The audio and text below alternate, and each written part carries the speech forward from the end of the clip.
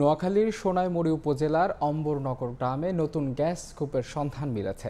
কূপটির খনন কাজ শুরু করবে Bangladesh petroleum exploration and production company limited Bapex. এই মুহূর্তে সেখানে আছেন রিপোর্টার সাইফুল্লাহ কামরুল। সরাসরি চলে যাচ্ছে তার কাছে।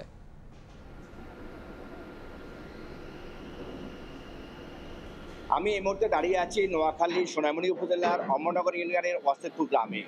নোয়াখালীর বেগমগঞ্জ গ্যাস ফিল্ডের ৪ নম্বর কূপের আজ সকাল ১১টায় আনুষ্ঠানিকভাবে খনন কাজ উদ্বোধন করা হবে।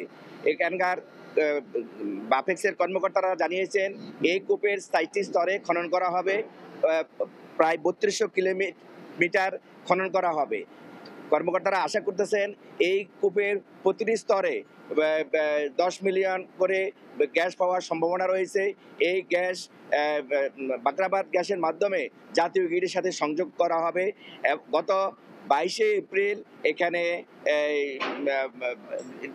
যে গ্যাস খননের মূল যে যন্ত্র বিজয় 10 সেটা প্রতিস্থাপন করা হয়েছে। এই আজ বাকরাবাদের ঊর্ধ্বতন কর্মকর্তারা সকাল ১১টা বাজে এই খনন কাজের উদ্বোধন করবেন। তারা আশা করতেছেন আগামী ৩ মাসের মধ্যে এই খনন কাজ সম্পূর্ণ করা হবে এবং তারা আশা করতেছেন যে এই ৩ মাসের মধ্যে এখানে গ্যাস পাওয়ার সম্ভাবনা রয়েছে। গ্যাস কর্মকর্তারা আরও জানিয়েছেন এইখানে যে ৪টি স্তরে প্রতিদিন ১০ মিলিয়ন করে গ্যাস তারা উত্তোলন করতে পারবেন। এই গ্যাস জাতীয় গ্রিডে সরবরাহ করা হবে এবং এই গ্যাস জাতীয় শিল্পায়ন এবং অর্থায়নে ব্যাপক ভূমিকা পালন করবেন। এ ছিল নোয়াখালীর সোনাইমুড়ি থেকে আমার কাছে সর্বশেষ তথ্য।